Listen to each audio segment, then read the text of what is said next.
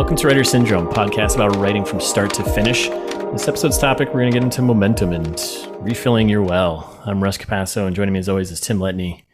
Tim, how empty is your well? That's a weird question to ask this early in the morning. Coincidentally, very low. I have a rock bottom well right now. Yikes. That's not so true, I think. No. I guess if we're talking about like a well as far as like inspiration and motivation, I'm doing okay.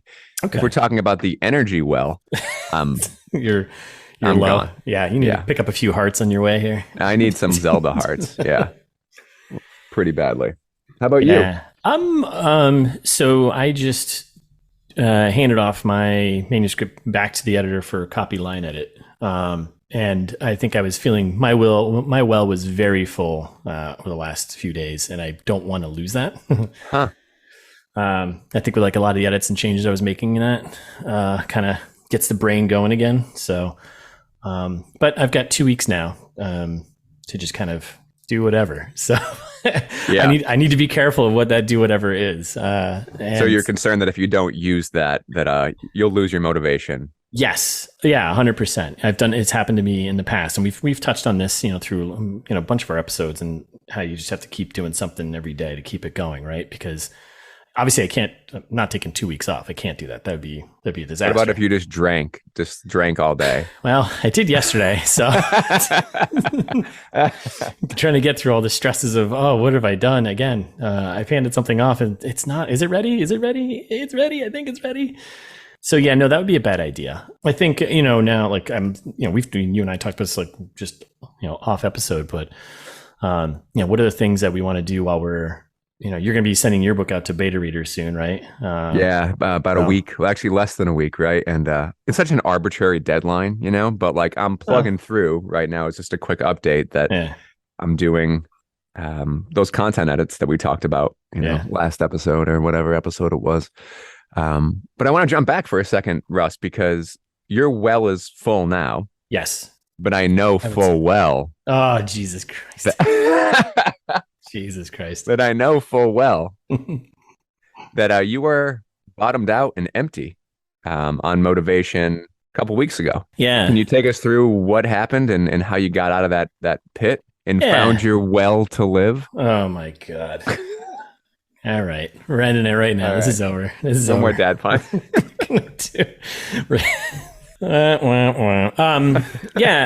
I hit like a empty well when I went too much in too short of a period of time. I was on it for 3-4 days straight too much, and I burned myself out, which then emptied my well. My brain was like, you have no more ideas.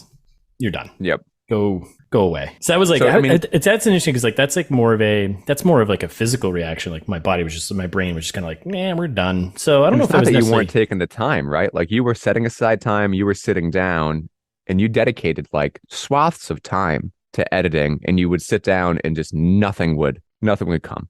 Right? Yeah. You were like stuck. Yeah, I hit like a wall, and it's like a combination of, I think, during this process, you're still in creating mode, right? Create mode. But it's completely different from like that first draft where it's just like, I'm just going to crank this stuff out. And even the second draft, I would say. But this is a different kind of I think you have to kind of tap. Where you're definitely still being creative, but from my story in particular, it's it's a thriller, so there's like a ton of logic pieces that I have going on that I have to so it's more of a puzzle that you're putting together versus like coming up with the puzzle pieces. Yeah, it's like I have all the puzzle pieces, but they're just not fitting right. Mm-hmm. So yeah, I think it was just more of I hit a wall, and during the edit I think that's it. I just hit like a wall of, what to do next with these scenes I'm trying to fix and iron out. So strangely, it's a combination of like one, hitting a logic wall and not knowing what to do next. And then two, burning myself out doing too much over a short period of time. But those are kind of different things, I think, from like, the creative well, maybe. I don't know. I think so, but I also think that during that process, at least based on some of our conversations, that you had pretty large scenes that you had to tackle. Yeah. In addition to like smoothing out logic, at least based on our conversations, it seemed like, and this is what I was trying to tee you up for, that I missed it. That I guess maybe not even intentionally, but when you traveled, like when you went to the West Coast, yeah, you got inspiration back. Like you changed your surroundings and your routine and your atmosphere. Yes. And you got kind of reinvigorated with motivation again. Yeah. I mean, it was two things. One, nothing like a deadline to give you a little motivation. But yeah, getting out of the routine of what I have here, you know, and working at home all the time. And then we may have brought this up too. And you even said to me, I was like, when I was stuck, you were like, you need to get out of the house, go to the library, go to a coffee shop, just go somewhere else. Yep. And that helped. It actually really helped. I went to a library one day and worked in there for, a few hours, and I was like, oh, okay, brains, you change what's going on around you, and you kind of get that well kind of gets refilled a bit, but doing the trip to the West Coast, I was still writing. I was still working for, I'd say, 60% of the time. I was, I'd do a couple hours every morning. And that was good because I was, again, change of scenery, change of space, kind of puts you out of your comfort zone. But it was good because it kind of just shakes you up a bit. In a weird way, you get a different perspective on your own story. So yeah, which is strange, but it worked. And it definitely gave me that actual push to like kind of finish things. Of course, I did push out my deadline again during that time, but yeah. But that was after having a conversation with my editor. And I was just like, I hit a wall, but I feel good about where I'm going, and I see the path. I just need a little more time to get through it. And she's like, that's fine. Let's work out scheduling stuff here. So, yeah, I think when people start writing, they're coming in with, who knows, weeks, months, years of experiences, and they have got this motivation, right? So like you're off to the races in a way. Yeah. And, but it's like a finite resource. Like you will write and you will have that motivation, and then it'll go away. Yeah. Like you can't expect to, whether it's creating or editing, you can't expect to have that much to say without opening yourself up to new experiences. Like you can't, like, it's interesting, right? Because I feel very strongly that at home you need a space that you can write. Yes. Crazy definitely. Important. Yep. But then I think sometimes after months and months and months of writing in that space and kind of getting into your own little routine where you're almost burrowing like into the corner, you're kind of trapped in a way, like with your past experience and what you've pulled from. And I think you very much need to not just write in other spaces, but just close the computer a little bit and just go for a walk, travel, be around people. I mean, you'll hear about writers all the time, eavesdropping, the writers eavesdrop on the daily conversations of life. Daily conversations to get motivation for a character or dialogue. And I always thought that was weird when I was young. Young when I had no experience whatsoever. And now I see the absolute value in just being around and participating in the world. Yes. And it's you got to be really careful to not wash yourself out, because I think your writing will suffer. Not only will you suffer personally by not experiencing life and just honing in on like your work, but you need to open up to new experiences. At least for me, I always feel like a burst of motivation when I get out and experience something. Like I went to a rock show in a cemetery last week. It was like a costume show. It was like cover bands like Joy Division and New Order and Nine Inch Nails, and everybody was in Halloween costumes. Yeah. And I didn't want to go. I was like, oh, I don't want to go to this thing. And I got there and I was like, oh my God, like I've walked into a movie set. Yeah. This is such a kick in the pants for like just the brain. And you're like, and it's something I think I'll be able to pull from, later, as I'm not in this work, but maybe in another one. But not opening yourself up to those experiences is limiting, I think. Let's see, you've gone through how many drafts now? Or revision? I lose count. Rounds? So 3, I mean, 4? Technically I'm on my 4th revision right now. How did you maintain your momentum during that? Same thing? Were you just kind of getting out, or were you just like clocking in? No. Clock in. I mean, oddly enough, a couple hours in the morning, whatever it was. Yeah, I mean, I think routine's super important, but the other thing, and I always talk about this too on here, is that chatting with you, and not during the podcast, but having somebody to kind of check in with, and make you not feel like an absolute crazy person with all the people you've created in your head that you're talking to yourself about. It's nice to kind of have a confidant or two that you can share that with. And I think that gave me motivation. Yeah. And honestly, opening it up to beta readers, like that helped too. After the fact, say once I sent that first beta out, I can talk to my wife about it now. and be like, hey, these are the crazy characters I have. And you want to talk about it for a minute as opposed to just, I don't know, isolating yourself, getting trapped in your own world. I think that was a problem I was having too, because you were my only like output. I didn't have someone else just kind of around that I could be like, hey, do you mind just listening while I talk about this? Do I sound like a lunatic? So that was definitely helpful. It's a delicate balance, right? Because it's almost like how you don't want to use your friends as a therapist. Like, yeah, you can chat to them about some things, but not all things. So yeah. So I didn't want to chime in and be like, oh my God. But with you, I was happy to completely dump on and be like, 100%. Yeah, 100%. And there was moments where you call me and I just like, just let it out, let it rip. What do you got? And I've definitely had moments where like other people I've hung out with, like they'll be like, oh, so how's the book coming along? I'm like, oh, finally, blah, blah, blah, blah, blah, blah, blah. I'm just like yapping away. I'm like, all right, I got to rein it in, because I could literally talk about it all day long. Like, thinking new scenes and just think about the characters and like what else they could be doing. Yeah, but talking about it really does. It helps me fill my well. It gets me kind of motivated. It makes it real in a way. Yeah. How about you? Like, can you think of other ways that you've kind of maintained, like if you were feeling kind of empty? If we can think back, eons ago to your creative process, did you ever hit a wall when you were like, shoot, like, I don't know where I'm going? I think things that helped me were if I got really, really stuck.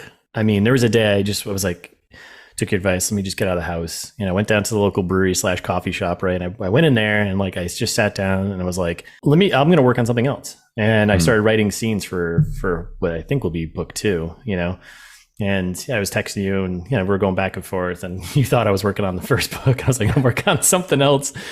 And that helped, actually. That really helped. I think it would help because I was still being creative. I was still putting words to a page. And my brain was moving, and I would just and it also made me really excited about the second book, like, and the idea that I have for it. So, but doing that helped because I got myself away from the thing I had just, pretty much, I spent too much time with. I locked myself in like a very small space with this thing, and it kind of kicked my ass while the lights were off. Yeah.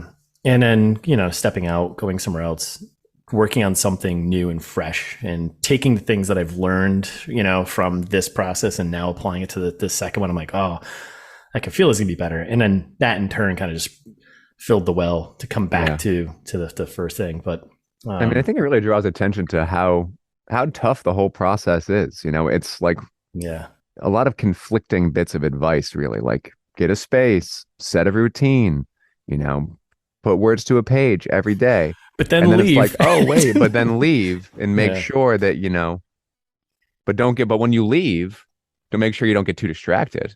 Yeah. Don't break your routine. Yeah. So, it's tricky, man. Well, I think think about that for anything, even work, like, when, I worked in the tech industry for a long time, and, you even getting stuck in there, that's the whole point of like taking a vacation or, taking a long weekend or something, is to kind of get away from it and come back to it. Right.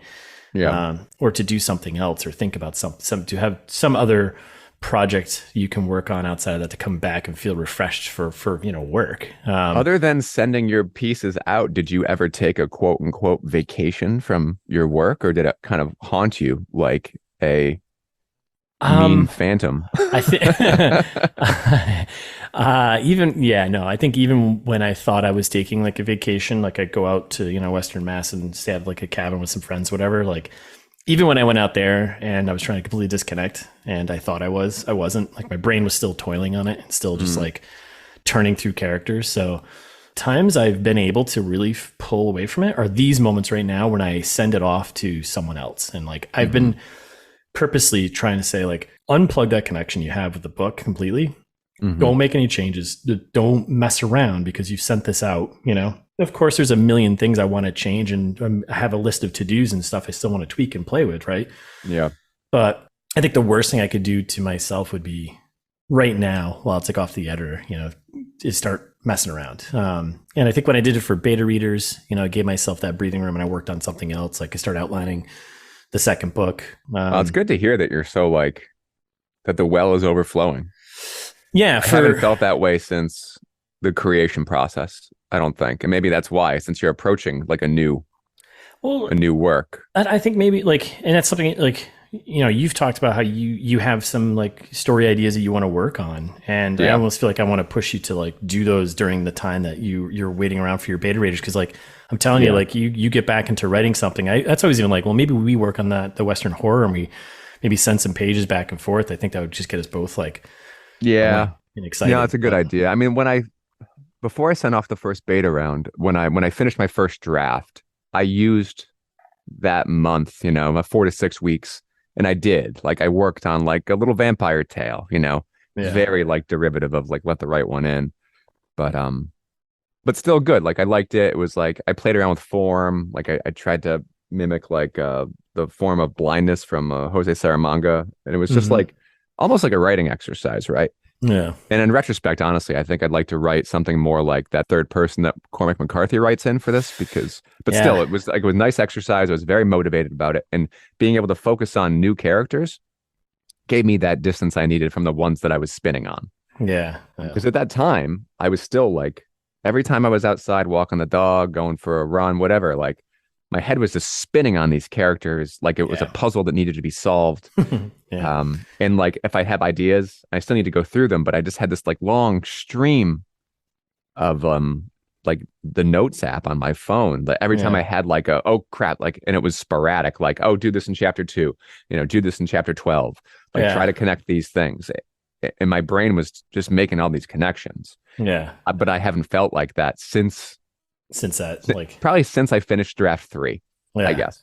Because draft 3 was, well, I guess it was like cleaning that up, but still I had a ton of motivation. And I'll tell you now, as I'm going through the content edits, that well's filling again, because I'm kind of slowly getting back into the story and the characters, and which is why I am already a little like clinging and not wanting to send it away, and maybe even not wanting to stop working on it, right? So I think you're right. If I can redirect that energy that I have, because I won't say that I'm overflowing, but I will say that I'm not empty right now. I am tired and I feel overscheduled.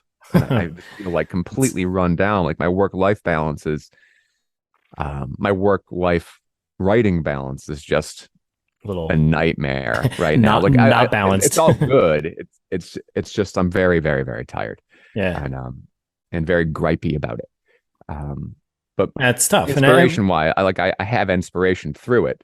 Then also sometimes frustration for not being able to find the time to have an outlet for those things. Well, I was just gonna say, like, that's the thing that can be a momentum killer sometimes. And those happen, right? Those moments happen in life where things kind of just overflow and you don't really have a ton of control over it. Sometimes you do, or maybe you just messed up and you scheduled too much, at one time, and you're like, what did I do to myself? Why have I done this? I was going to throw on there too, when you brought up Cormac McCarthy, was, I started reading The Road, which I will admit I have not read before. I am absolutely enjoying it, but I was going to tie back to like kind of filling that well and even momentum. One thing I found that helped was just like reading. Like if I was like stuck or just go sit down and read and make sure it's a good book. I've read some really stinkers over the last year, or ones that just weren't for me. And I was like, oh, this is painful. It's like, no, reading a good book, like honestly, I've been cranking through the Road. I mean, it's not that long. I'll probably finish it today because I'm so into it. I'm so engrossed in it. And it's like, I felt the same way with like Blood Meridian when I read that. And that's like where the horror Western idea came from. I was like, that's what I want to do. I want to write a horror Western. Like, what if this was set with a horror theme to it or something, Yeah, his writer's POV is so interesting. But it's so like reading someone else's work is inspiring, I would say. I think that's what it is. And then that kind of gets you back and be like, I won't be able to write like that ever, but you know what? Let me do my thing. And it's exciting to think that that's out there, and that thinking that maybe I could write something that's, this, just this good. So. Yeah. I mean, honestly, along those lines, Russ, I'd say, I totally agree with what you're saying. I totally agree. Like reading good and bad or whatever, like books that you enjoy, fills the well. But if there's something that you're like really digging on, I think maybe having a little writing exercise to mimic form. It's something that I did a lot in undergrad. They'd be like, one of the reasons why I use ellipses a lot is because they're like, copy somebody you like. And I like copied like Death on the Installment Plan by Celine. And he uses a lot of ellipses through there, which I know you weren't a fan of in my book. It's one of the reasons why I tried to, emulate Saramanga, because it's really on theme with blindness, but the way that he writes, there's no dialogue tags, there's no quotes. It's just a chunk of text running into another. Like McCarthy, right? It's just it's beautiful in a way because it captures storytelling in a way and like in listening, right? In a way that I think is very on theme with that book. Yeah. I think it's something else too. I'm thinking about like refilling the well. I'm always thinking more about being productive towards a project, but also how about being productive towards your own, like building your own skills, right? Yeah, your own craft. I mean, I think that's also something that can refill the well, and also I think help for momentum. I don't have any like, no formal training or class other than like a creative writing class I took back in like, high school or something, but I have no other than like the basics you go through for, I mean, I'll tell you, at least for my creative writing experience, it wasn't so much the instruction as it was just the time dedicated, right? So I don't think you actually need it as long as you're committed to dedicating the time. But I feel you. The idea that you're going to sit down and write something that isn't working towards a goal or a potential product or that won't be seen feels sacrificial. That's so, And it's hard. In a way, it's like a diary entry, but that's all to say, like, I still think it's valuable. And it will probably there'll be a utility that maybe you don't see while you're doing it. Yeah, maybe you're not going to use that particular story, but it may have positive ripples into your future work. Yeah. So one more thing kind of along those lines of reading, I had reached out to a close friend of mine as I'm kind of trying to canvas for the next round of beta readers. And she was super interested. And she's very much into genre, like the horror genre. So she's like going to be such a valuable perspective. And we were going back and forth with recommendations, and she recommended some books, and I recommended some books. And then she kind of shared that she was also writing, Nice. and that she was maybe having a hard time finding the motivation or the routine, but that she had really put pen to pad or key to screen a fair amount. And we went back and forth, and she ended up sharing a piece with me, kind of a prose short story piece. And it was really good, like really awesome. Good. It was one of those things that, you read a couple times and then you read it out loud just because it like has that type of gravitas to it. It felt really weighty. That's awesome. And that filled my well, man. Like not just talking about my own stuff or, trying to get beta readers, but being open to others' art. And no, it's not published. I think she's easily good enough to be published. Yeah. But it strengthens that like friendship connection, and it really kicked me in the pants in a way. Like, it creates this kind of camaraderie. Like I think anything you can do to have a network of friends and artists that are also creating that, you can root on and they can root you on, and it fills that well. So yeah. Don't get wrapped up in the competition aspect of that. I think early on I had that in my head. Like that's not a bad point either, man, because I mean that's super real, and for better and worse, that fills the well. Yeah, like competing with peers. I mean, I feel no competition at all with her, and I didn't feel competition with you. But I will say that seeing you write kicked me in the pants to get back into it. Yeah. I think competition in a way can be crippling. Like I don't know how true it is, but I want to say that jealousy is a motivator, competition is a motivator, but I don't think it's a sustainable one. I think it's negative. You can't rely on it to, especially in art. Yeah, I don't think you can rely on it as the thing to I mean, I want to hope at least that the work that you come out with will not be as good if you're coming from a place of, I don't know, less than or wanting to be better than. I mean, better than I get, like, but be better than yourself, like improve, not to put others down, right? I really want to rally and like root for people as opposed to discourage folks. Like that's not my motivate, because ultimately if you're competing with somebody, right, it's like a game, like a video game, a sports game. It's to like crush them so they quit. Yes. You want to crush their spirit. And I don't think that has any place in art at all. No, it's not helpful for anyone. But I will say I've got so many more words than you. Yeah, well, my spreadsheets are better than yours. No, your spreadsheets are better, but you're gonna share them, right? No, that's it. You're cut off. You're cut off from my spreadsheets.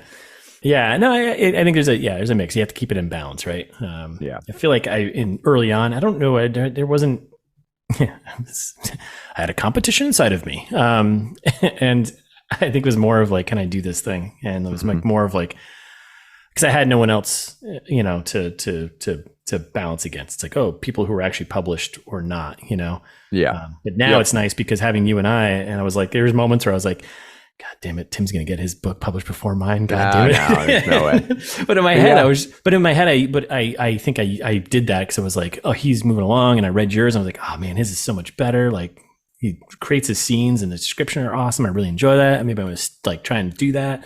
Hey, I feel the same way about yours. And maybe that's just a grass is greener thing. I think so, but again, but keeping that, like, I think it's okay, but I think it's good because I think it's, and, you know, not taking it as like, I got my books first, but it was more of like a push because like, again, it's a momentum thing. Like if you're with someone who's like in that same pacing with you and it's like, again, we are writing in two completely different genres. So there is no, it's not like you're going to write a better thriller than mine or, you know, whatever. It's you know, that's a good point. I know I always kind of come back to exercise, but I mean, if you want to run faster, run with somebody who's faster. And keep up. Try to keep up, right? Yeah. I mean, and you'll be better for it. And I mean, and I honestly think that relates to, you know, mimicking established, talented authors. Yeah. Right. Like just as an exercise, right? Yeah. And also motivation with your friends. Sure. Yeah. I mean, I think you're right. It's a delicate balance. It is a motivator as long as it's not like a detrimental to your, as long your as health and your actual work. Like as long as there's no malice in it, right? And I see it with my kids. I see it all the time. People really want to knock others down when they're trying their hardest at something. It's one of the hardest things I think about creating anything. You put yourself out there and you make yourself a target. And for those that maybe want to but aren't doing it, it's the easiest thing in the world to knock it down. Speaking as a former critic of movies and books, it's great. It feels really good. Just absolutely. Pooping all over other people's stuff. You feel like you're the best thing ever. Yeah, God, all the comments I gave for your book. This part sucks. This part sucks. Don't do this now. You know. But I mean, honestly, the process itself. I mean, there's a really great chance that like some of my peers who aren't writing are better writers than I am. Yeah. But a big part of it is the doing and the coming back and. That's the hard part, right? I mean, and that I think in turn just kind of keeps filling your well. Right? It's like saying, you know, I could have gotten a better grade on that test if I wanted to study more. Yeah, and it's like, well, you have the potential to do anything, right? I guess general thing. Is there anything that you've been watching or reading that's kind of keeping your well filled or getting you excited to get back to writing? And I know this is like I mean, I know you watched it recently too, but I watched Crimes of the Future by Cronenberg. Yep. And I was talking to my wife about it, and I paused it, you know, when we were like entering the third act, which I hate anyway. But also, the beats are very hard to decipher in that movie, but they're there. Yes. There's so much telling and not showing. Like I was so surprised, at least with character motivations. Yes. Because I've been trying hard not to do it. Like one character, it's like a lot like Stranger Things was. Like they're in a scene. And then they're just like, they just blurt out their exact character motivations of what it is. And it's like, well, where's the nuance there? Yeah. And I talked to Jill about this, and she was like, well, I think with a movie that has this many themes that are sometimes conflicting, you need to. And I disagree. It felt so ham-fisted that I feel like it like trivialized the messaging in a way. Yes. It was like Hallmark cards of motivation. And I mean, I'll say that filled my well in a way that I was like, well, I don't want to do that. Like, make sure I don't have my character say exactly, at least perpetually, like this. I know you're supposed to show, don't tell. Yeah. And I think telling has its place, but to me, it felt like all telling, like so much. I 100% agree. Yeah, I just watched that the other night too. So I came out of it, I think, with like this kind of feeling. And I think maybe that was part of it. I mean, there's a lot of things I think that were part of my feeling of meh on it. The weird thing is that I'm on board with all of the themes, no matter, even though they don't gel together, right? It's a very much like a hard on your sleeve movie, but without its nuance, it just felt like, and I know that with my book, I'm in danger of doing this, just banging people on the head with what it's about. And wouldn't you rather have people sit down and talk about it? There's really nothing to talk about. No. Except maybe the absence of chairs. There's like 2 chairs in that whole movie. They're made out of bones. They're made out of bones. They're bone chairs. They were high chairs of the future. That's all they were. It totally was. There was so much neoteny in it, cribs and high chairs. Yeah. I'm trying to eat my avocado soup. I was like, what is going on? Enough. Stop this. And then sadly, I'm still reading a ghost story by Straub. It's been a slow read for me. I've been reading The Deep by Nick Cutter, which is okay. I enjoyed The Troop more. Is this a before or after The Troop book? Honestly, I'm not sure. I based on how it's reading, I feel like it's after. Okay. I say it's still in like the horror category. It's horror, and it's kind of like this post-apocalyptic landscape of the world, which is interesting to start, and then it dives down into like this Leviathan, like, you know, Deep Space Six or whatever, like underwater. I won't say adventure, but underwater claustrophobic horror, where it's feeling like a mixture of like, I don't know, if we're gonna use like movie analogs, like The Abyss meets like Event Horizon. Ooh, little it's this meets that, huh? But there's so much flashbacks, and he relies on flashbacks, and it's and you'd hate it because I know that you don't like my flashbacks. You're like, this jams up the story. Yeah. But it's on theme for his book, right? Because the apocalyptic world that he's in, the disease that's ravaging humanity is like a forgetting disease. It's like a hyper Alzheimer's type thing. Okay. So there's utility in him going back. Like there's this analog of like, it's like deep sea and deep memory, and like how much more vivid their memories are like 8 miles under the water. So the theme's there, but it doesn't take away from the fact that I just spent 7 pages on a flashback, and now I completely forget where I am in the story. What's going on next? Yeah, but I mean, he's a wonderful writer. I'm not to talk bad about it. I'm enjoying it because it's good. It's just The Troop was such a high, disgusting bar that I was expecting kind of more of the same. Yep, and he's pushing a lot of the same buttons, but with less effect. Kind of like as you read Poundlock, and as he goes on, it's like, I remember this from Survivor.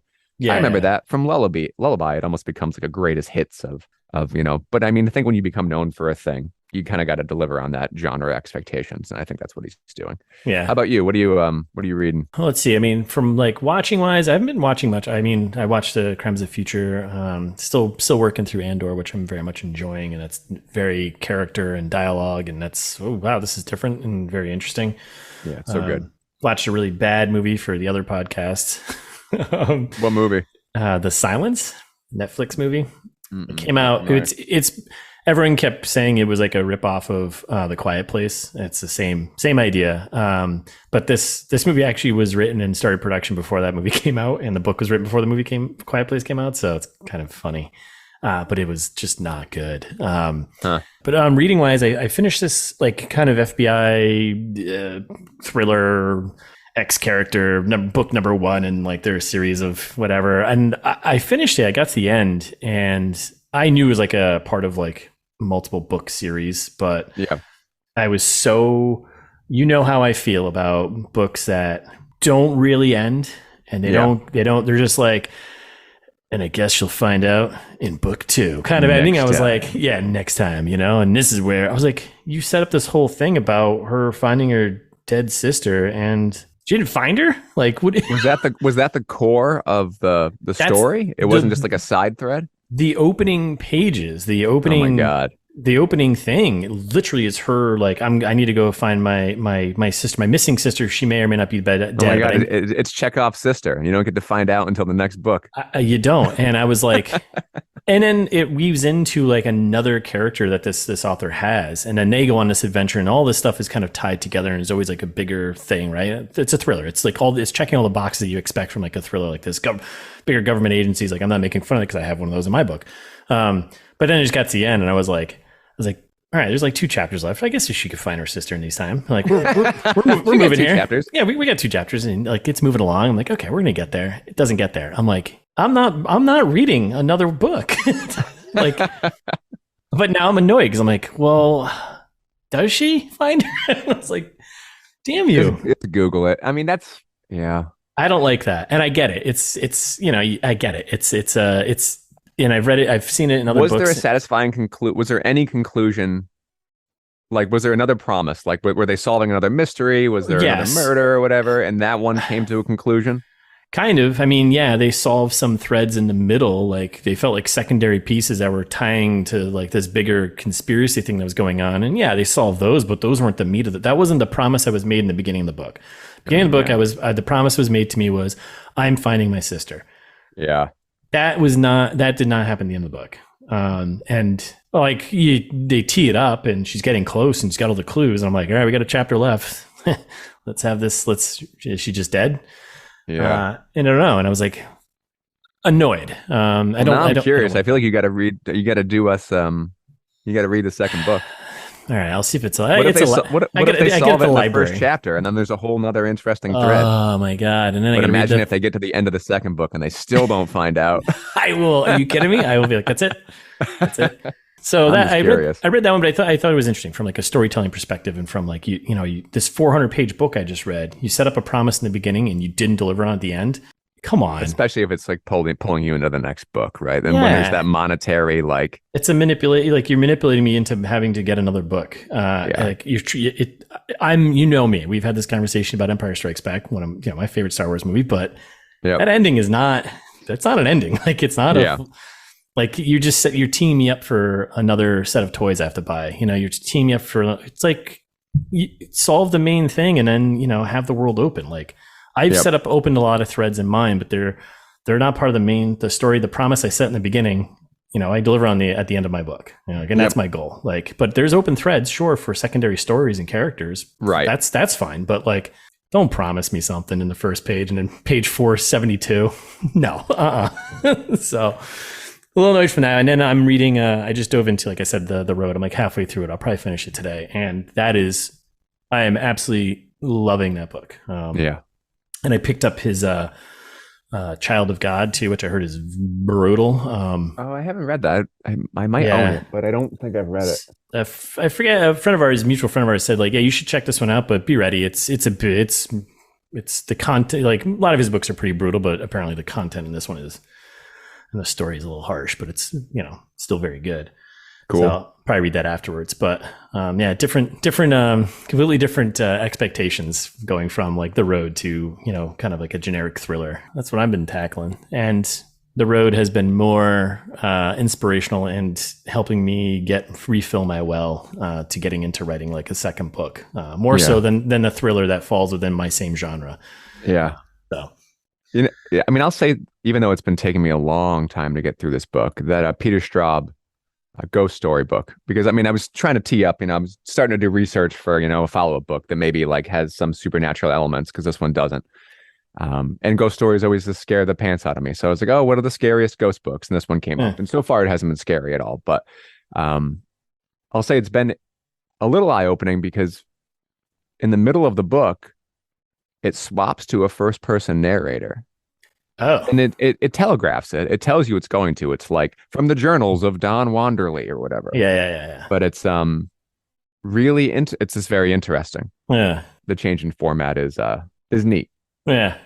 He's a wonderful writer, Peter Straub. Like, super, super talented. I mean, for the scariest ghost story on the top 10 list, I have not been scared yet. Whereas House of Leaves, now it's been years since I've read it, scared the pants out of me. I heard that was that's a good one to check out, but also one of the few books that scared me. Yeah, someone else mentioned that to me too, so I'll check it out. But it's years ago. I don't know how it would land now that I'm older. I should read it again. Well, that's our episode. Thanks for listening, everyone. If you enjoyed the episode, think someone else would, send it to them. Help us out. Help them. Yeah. Fill their will with us. Yes. Let our voices fill your well. If you can actually reach out to us too if you want for please. Anything. I don't know, topics or feedback. Well. Tell us how good or bad we're doing here. We're on Twitter, red_syndrome, which we're on there. We talk, right? Yeah, I'm busy. I'm trying, man. It's a team effort. It's okay. The last thing we need to worry about when we're writing in life is tweeting. Tweeting. So hit us up on Twitter, red_syndrome, or you can head over to our website, writersyndrome.com. You can find all our episodes there. You can find all of them on Spotify, Apple, and all that as well, and other contact info. So What do we got next week, Russ? Or 2 weeks from now? That's a great question. Yeah, I think next episode we're gonna talk about writing what you know, right? Oh, okay. Right? I'll have to figure that out. Like what we know? What we know. I mean, what the hell do we know? I don't know anything. So yeah, that's a good one. It's a classic write what you know type of thing, which I think there's varying degrees of that. And honestly, it's not very clear advice. No, it's definitely not. So we're going to do our best to talk about it based on the projects we worked on and kind of go from there. So check that out when it comes out. Until next time, keep writing.